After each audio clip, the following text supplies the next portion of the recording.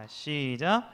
세상을 풍요롭게 하는 청지기의 삶이라는 제목으로 우리 말씀 증거하겠습니다. 자, 옆 친구 얼굴을 보시면 오늘 컨디션 어떤지를 좀 봐서 여러분들이 하고 싶은 인사말을 해주세요. 시작.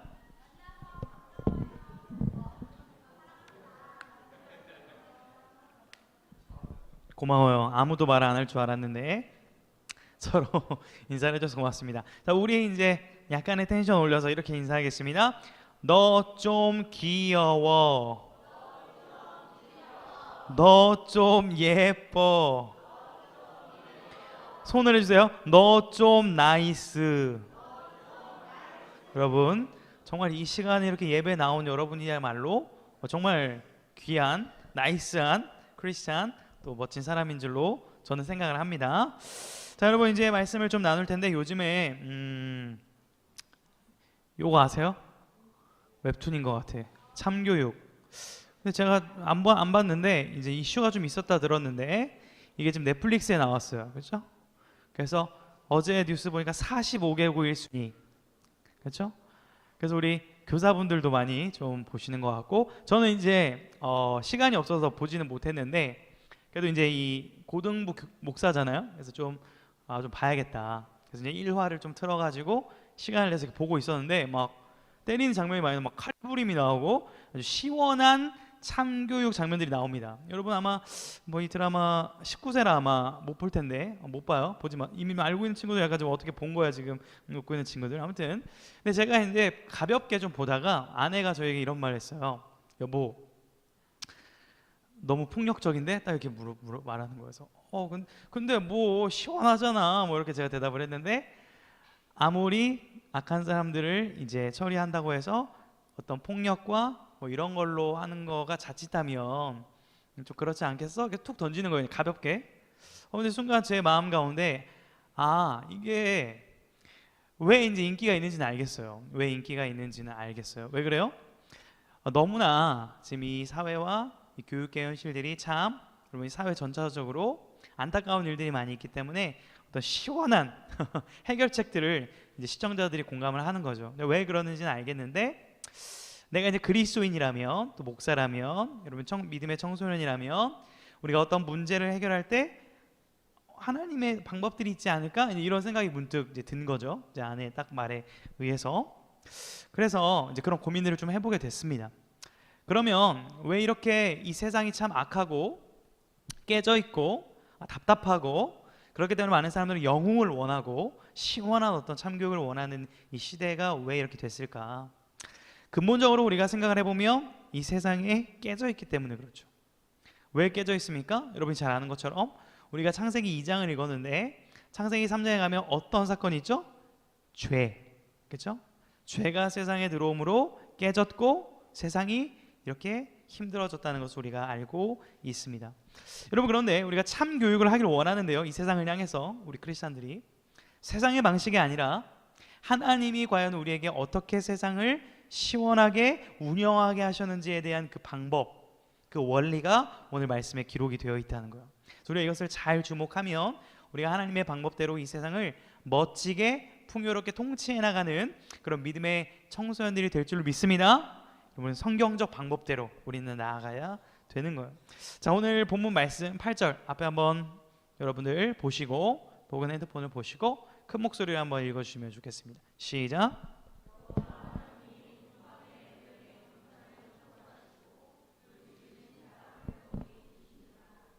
아멘. 여러분, 성경을 읽을 때 약간 꼼꼼하게 읽으면 좋겠어요. 그냥 한 단어 한 단어 어떤 의미 있지. 너무 당연한 단어긴 한데 여호와 하나님이 어떤 뜻일까요? 여호와 하나님, 쉽게만 하면 따라하겠습니다. 약속을 지키시는 전능자, 지존자, 자존자. 말이 좀 어렵죠? 꼭 약속을 반드시 한번 말한 건 지키시는 전능하시고 스스로 계신 하나님이란 뜻입니다. 자, 그 하나님께서 우리에게 약속을 주셨어요. 그러니까 목사님이 여러분과 약속을 하는 거는 제가 못 지킬 수도 있어요. 가령 아까 찬양을 부르는데 이런 약속을 할까라는 즉흥적인 좀 이런 마음이 들었는데 이런 약속이었어요. 여름 수련회에 40명이 간다면 개인 사비로 그 40명한테 애슐리 정도는 써도 되지 않을까? 라는 그런 마음이 스쳐 지나갔거든요. 내뱉었네요. 지킬 수 있을지 모르겠지만, 그러니까 지키려고 노력하겠지만 혹시 잔고가 없다면 못 지킬 수도 있겠죠. 물론 신용카드는 있습니다. 달달이 갚으면 되겠죠. 약속을 해버렸네요. 여름 수련회 40명 가면 목사님이 간 친구들 애슐리 같이 데리고 가겠습니다. 사비로. 절대 선생님들 찬조하지 마세요. 자, 아무튼 약속을 했습니다. 주여. 자, 하나님도 이런 약속들을 많이 하세요. 네, 하나님은 단 한 번도 안 지킨 적이 없어요. 목사님 못 지킬 수 있어요. 미안해, 미리 말할게요. 물론 지키려고 들어갈게요. 어떤 약속을 하냐면 우리를 이걸로 부르셨어요. 자, 밑에 한번 읽어볼까요? 시작. 대리 통치자. 말들이 좀 어렵죠? 미안해요. 대신 이 세상을 통치하는 자들로 우리를 삼아주셨다는 그 약속을 하나님이 지금 말씀하고 있는 거예요. 대신 이 세상을 우리가 하나님을 대신해서 하나님의 자녀로 통치한다라는 의미입니다.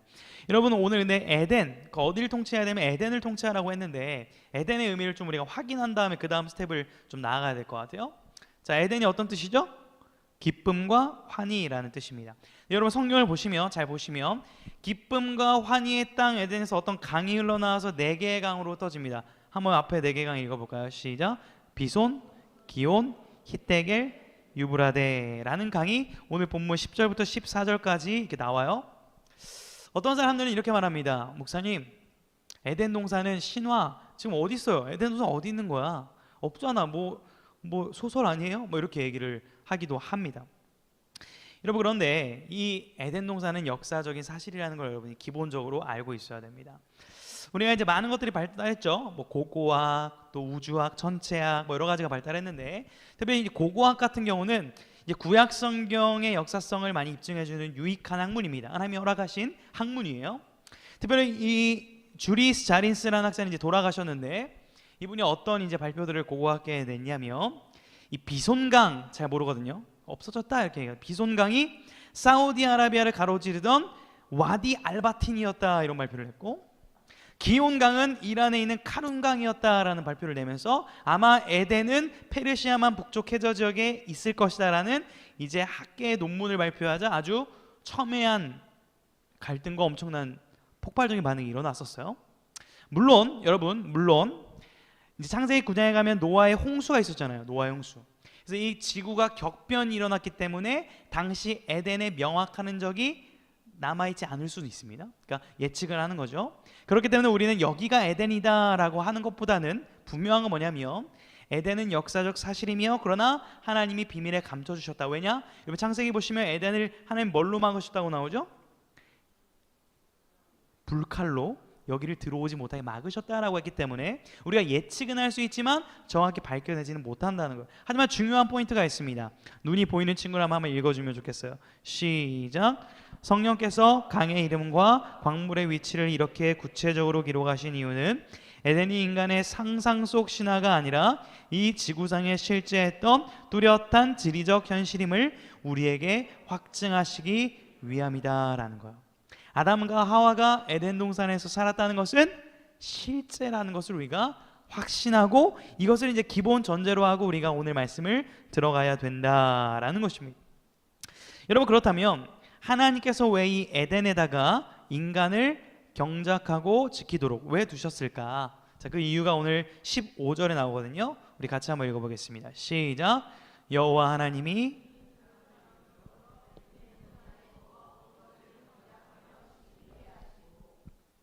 자, 아까는 여호와 하나님을 좀 집중해서 봤다면 여기서는 경작하여 지키게 하시고를 좀 집중해서 보려고 합니다. 여러분, 이것을 이제 한 단어로 좀 요약을 해보면 제가 이제 적어왔는데 한번 따라하겠습니다. 문화 명령. 자, 옆 친구에게 이렇게 축복하겠습니다. 문화 명령을 지킵시다. 목사님, 그게 뭔데요? 그럴 수 있습니다. 자, 경작하며 지키다라는 이제 단어들을 보면 이런 의미들이 있습니다. 어떤 의미예요? 일하다, 섬기다, 보존하다, 여러 가지 의미가 있는데 이것을 이제 성경책을 구약 성경을 찾아보니까 이 단어가 어디에 쓰였냐면, 여러분, 구약 성경의 제사장들이라는 사람 알죠? 제사장, 성막을 지키던 사람들이었습니다. 제사장들이 그 성전, 성막을 지키고 예배하고 섬길 때 쓰던 단어가 바로 이 경작하며 지키다라는 단어예요. 그러니까 지금 하나님을 에덴을 어떤 자로 부른 거냐면 단순히 땀 흘려서 노동하고 뭐 숲을 가꾸고 나무를 매는 그런 농부로 정도로 부르는 게 아니라 하나님이 거하시고 함께 하시는 에덴이라는 그 성소, 하나님이 함께 하시는 곳이죠. 그 세상을 지키는 제사장으로 부르셨다는 거예요. 이게 바로 놀라운 창세기 2장의 메시지라는 것이죠. 그렇다면 우리는 이 하나님이 함께 하시고 통치하시는 세상이라고 하는 모든 피조세계를 경작하고 지키는 왕 같은 제사장들로 우리를 부르셨다는 것, 이를 믿으십니까? 아직 잘 믿을 수도 있고 잘 안 믿길 수도 있어요. 괜찮습니다. 여러분, 하나님께서는 우리를 그런 자로 부르셨는데 우리가 좀 생각해 봐야 하는 게 뭐냐면 경작하며 지키다라는 이 개념을 요즘 단어로 한 글자로 치환하면 일이라고 할 수 있어요. 일. 자, 일이란 무엇인가? 우리 선생님들은 굉장히 또 일을 하고 계시기 때문에 여기에 대한 이제 많은 고민들이 좀 있으셨을 거라고 생각을 합니다. 여러분, 일 뭐라고 생각해요? 일하면 좀 긍정적인 이미지가 떠올라요? 부정적인 이미지가 떠올라요? 여러분, 평생 일해야 되는 거 좋아요? 안 좋아요? 뭐 파이어족 있어요? 파이어족? 나 한순간에 한 4천억 벌어가지고 35세에 은퇴하고 편하게 살겠다 이런 친구 있어요? 예, 꿈 깨시고 미안하지만 현실을 좀 직시하시고 자, 이 일에 대해서 우리가 생각을 좀 해봐야 되는데 팀 켈러 목사님이 이제 일과 영성이라는 좋은 책이 있는데 이렇게 얘기를 했습니다. 한번 들어보십시오. 일은 타락의 결과가 아닙니다. 하나님은 인간을 일하는 존재로 지으셨으며 일은 에덴 동산이라는 완벽한 낙원의 필수 요소였습니다. 인간은 의미 있는 일을 하지 않고서는 결코 참된 만족을 누릴 수 없습니다. 여러분, 잘 기억하셔야 되는 게 우리가 지금 노동, 생계형 노동, 밥 벌어먹기 위한 노동이라는 이런 개념 때문에 여러분 일에 대한 부정적인 이미지가 사회 전반적인 문화지만 사실 하나님께서 일이라고 하는 개념은 어떻게 창조하신 거예요? 선하게 창조하신 거예요. 일하도록 우리가 지음 받았다는 거예요. 일을 할 때 보람을 느끼는 존재로 우리가 부름을 받았다는 거예요. 이게 지금 창세기 몇 장이에요? 2장이죠. 3장에 죄가 들어오고 나서 이 일에 대한 왜곡된 시각들이 생겨나기 시작했다라는 거예요. 그래서 여러분, 하나님은 여러분을 누구로 부르셨냐면, 그러니까 대리통치자라는 말을 좀 더 쉽게 바꿀게요. 한번 읽어보겠습니다. 시작. 청지기로 여러분과 저를 부르셨다는 거예요. 그럼 목사님, 청지기는 또 뭔데요? 청지기는 쉽게 말하면 주인이 아니라는 거예요. 주인이 있다는 거예요. 주인이 내게 주신 것을 잠시 맡아서 내가 임시로 이것을 관리하는 사람을 바로 청지기라고 하는 거예요. 자, 한번 따라하겠습니다. 청지기는 주인이 아니다. 청지기에는 주인이 있다. 이것을 기억해야 돼요. 그러니까 우리 인생의 주인, 여러분 세상에서 I 메시지 많이 듣습니다. 모든 세상의 무대라는 중심에는 여러분이 주인공입니다 라고 가르쳐요. 하지만 모든 세상의 주인공과 통치자는 누구십니까? 하나님이에요. 그 하나님이 우리에게 대리 통치자, 청지기로 이 세상을 맡겨주셨다는 것을 기억하는 사람이 지혜롭게 이 세상을 살 수 있다는 거예요. 여러분이 기억을 해야 됩니다. 그런데 이것이 잘 와닿지 않을 수 있어요. 왜 그러냐면 이런 질문을 좀 던질 수 있기 때문입니다. 공부하기 싫죠? 아무리 이런 얘기를 들어도 여전히 억지로 해야 되고 하기 싫은 이미지로 우리에게 다가옵니다. 부정적으로 다가온다라는 거예요. 왜 그럴까 한번 우리가 생각해 볼 필요가 있는데, 여러분 이 중세 시대에는요 이 성속 이원론이라는 거 있었습니다. 목사님 요즘 말이 좀 어려운데요, 다 쉽게 풀어줄게요. 어떤 거는 선하고 어떤 것은 악하다는 거예요. 쉽게 말하면 교회에서 하는 일은 선하고 세상에서 하는 일은 어떻다고요? 악하다고 생각을 한 겁니다. 그럼 직업적으로 한번 따져볼까요? 그럼 선한 직업은 뭐예요? 목사님. 가장 first. 야, 중세 목사가 됐다면 물론 그때 카톨릭이었지만 여러분, 그리고 이제 그냥 어떤 일을 하거나 땀을 흘리는 그런 사람들은 어떻게 봤다는 거예요? 천한 사람, 미천한 사람으로 여기던 그런 시대적 풍토가 있었다라는 거예요. 여러분, 중세 시대가 그랬는데 2026년 지금도 중세로 돌아간 것 같지 않아요? 그렇죠? 직업에 약간 계급론이 있는 것 같지 않아요? 여러분, 어떤 자가 붙는 직업을 가지고 싶어요? 사자. 저는 뭐가 붙어 있어요? 사자가 붙어 있네요. 예, 다른 사자하고는 좀 이렇게 돈 버는 건 많이 차이 나는데 아무튼 사자입니다. 그래서 우스갯소리로 제가 이제 솔로일 때 이제 소개팅을 딱 받았는데 직업을 이제 상대방이 물어볼 거 아닙니까? 그럼 이렇게 말하라고 했어요. 뒤에 사자가 붙은 직업이다라고 말해줘라. 라고 말하려다가 사기치는 것 같아서 목사라고 말해줘라. 그때 소개팅을 이제 할 수가 없었어요. 거절했습니다. 아무튼 변호사, 의사, 뭐 검사, 판사 등등등 이런 직업이 굉장히 추구하는 추구미고, 또 어떤 직업 좀 잘 안 가지고 싶어요. 솔직히 몸 쓰고 땀 흘리는 이 블루 컬러 계열이 좀 도외시되는 그런 이제 문화적인 측면이 있지 않습니까? 하지만 여러분, 개신교의 출발은 이 직업관이 굉장히 중요했어요. 이 마틴 루터라는 종교 개혁자는 이 직업에 대한 굉장히 중요한 사상을 우리에게 주었습니다. 자, 한번 따라하겠습니다. 부르심이라는 단어가 성경에 있거든요. 부르심, 하나님의 부르심. 근데 이 부르심이라는 단어를 굉장히 일상적인 언어로 번역을 하면서 하나님이 성직자로 부르시든 노동자로 부르시든 주부로 부르시든 어디든 부르신 그 자리가 뭐예요? 하나님이 부르신 자리라는 것을 성경적으로 드러냈어요. 자, 더 놀랍게도 칼빈이라고 하는 이 종교개혁자는 이 직업 소명을 더욱 확장시켰죠. 제가 한번 비유를 좀 들어보겠습니다. 아직 이제 군대를 여러분들이 안 갔지만, 자, 군인이 자기가 있어야 되는 자리에 있어야 돼요? 아니면 이탈해도 돼요? 있어야 되죠. 우리 좀 더 우리 남자친구들 좀 공감되게, 지금 월드컵 기간인데, 자, 손흥민이 흥민이 제 친구예요. 92년생. 예. 흥민이가 김민재 자리로 가면 돼요, 안 돼요? 안 되죠. 김민재가 원톱으로 가면 돼요, 안 돼요? 안 되죠. 물론 골을 넣을 수도 있지만 각자의 포지션과 자리라는 게 있습니다. 거기를 지켜줄 때 승리로 갈 확률이 높아지는 것처럼 칼빈은 뭐라 그러냐면, 우리가 하나님이 맡겨주신 그 직업, 그 자리야말로 하나님이 우리를 부르신 그 자리다라고 얘기를 했어요. 그러니까 모든 직업, 모든 자리가 하나님이 부르신 귀한 직업이라는 거예요. 여러분, 이 개념은 결국 어떤 것을 태동시키냐면 자본주의를 태동시켜요. 열심히 일하게 만들고 열심히 살아가게 만들고 최선을 다하게 만드는 동력이 바로 그 부르심이라는 자리로 시작되었다라는 놀라운 사실입니다. 여러분, 이러한 놀라운 이 개념이 여러분의 마음에 와닿고 여러분의 삶을 가슴 뛰게 하기를 주님의 이름으로 축복합니다. 놀라운 거예요. 여러분, 그러면 이런 것들을 이제 들었는데, 목사님, 그러면 내가 청지기로 살기 위해서, 부르신 자리에 살기 위해서 어떤 것을 먼저 해야 될까요? 생각해 주시잖아요. 가장 먼저 해야 될 것이 무엇이냐면, 한번 따라하겠습니다. 예배.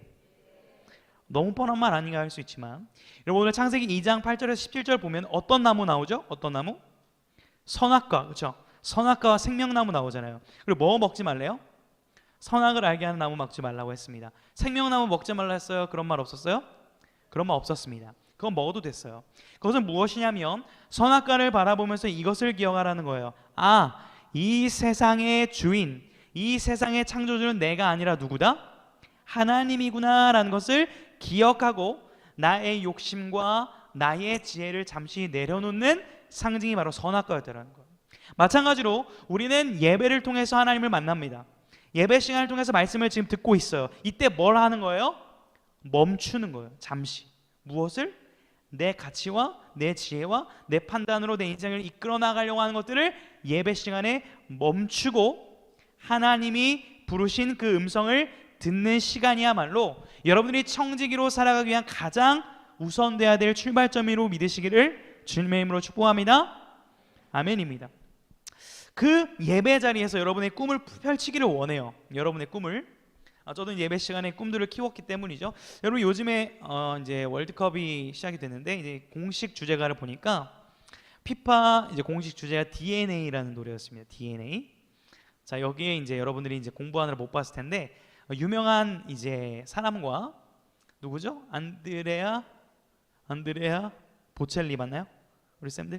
예, 보첼리랑 누가 이제 이걸 불렀냐면 이재, 그렇죠? 캐대언의 그 골든을 작곡한 이제 이재가 이 노래 불렀는데, 제가 그냥 툭 눌러놓고 일을 하고 있으면 깜짝 놀랐던 게 이제 월드컵 공식 그 주제가인데 갑자기 한글이 들리는 거예요. 한글. 오.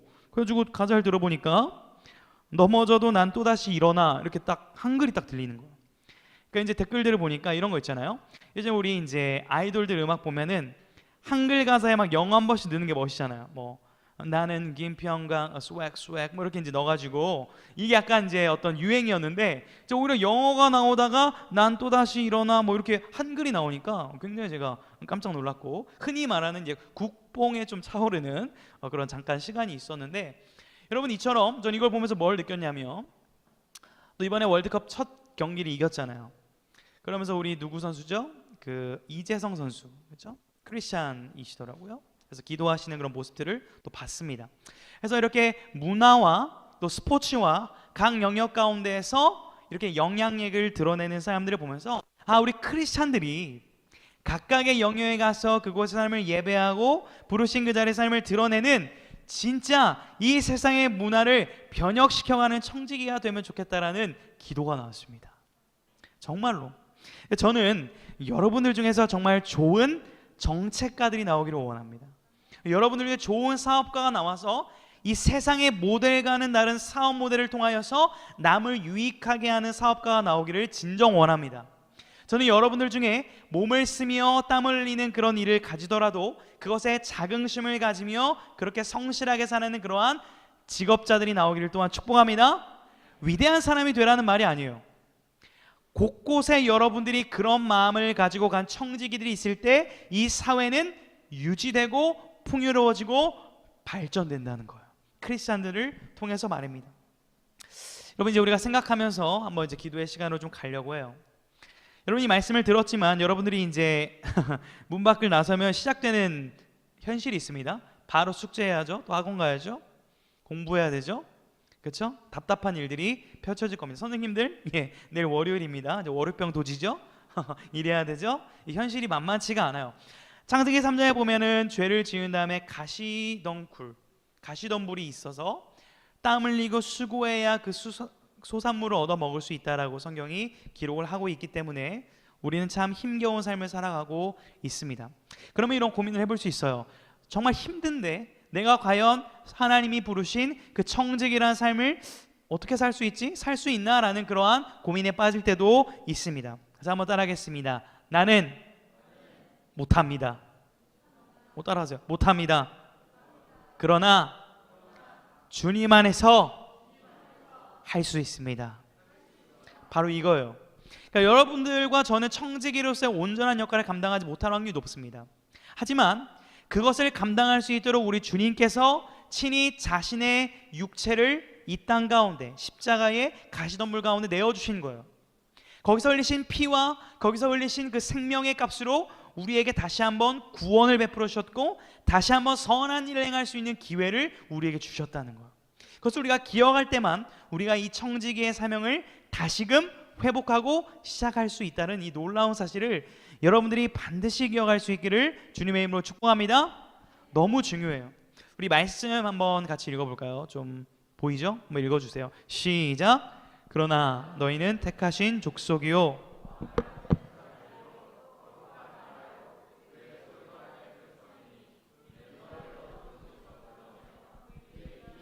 들어가게 하시니에 아름다운 덕을 선포하게 하려 하심이라. 아무리 수많은 여러분을 정죄하는, 여러분을 헷갈리게 만드는 소리가 들렸을 때 이렇게 선포하십시오. 그러나 나는 왕같은 제사장이다. 이게 우리의 정체성입니다. 그리고 그런 우리들에게 주님이 이렇게 말씀하세요.